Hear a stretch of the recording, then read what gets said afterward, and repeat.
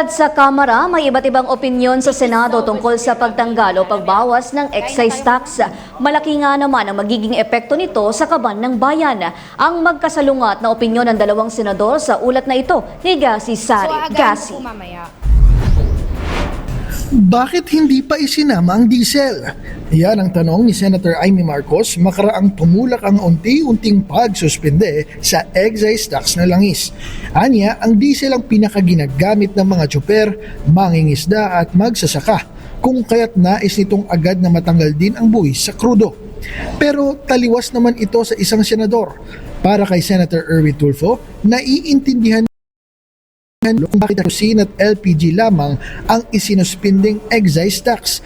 Malaki umano ang mawawala at magiging epekto sa revenue collection kung sabay-sabay ang pagtanggal nito.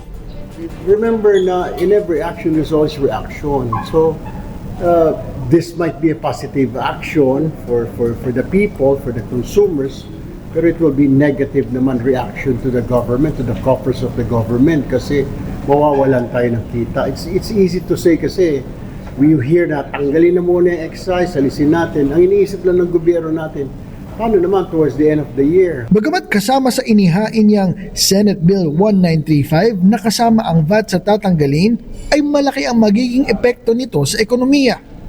Samantala, ani Tulfo, kailangan ng humigit kumulang 450 billion pesos upang mapanatili ang mga ipinamimigay na ayuda batay sa ulat ng DepDev.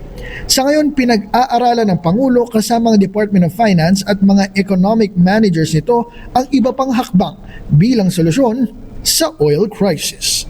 Mula rito sa Senado, ako si Gasi Sari, nag-uulat.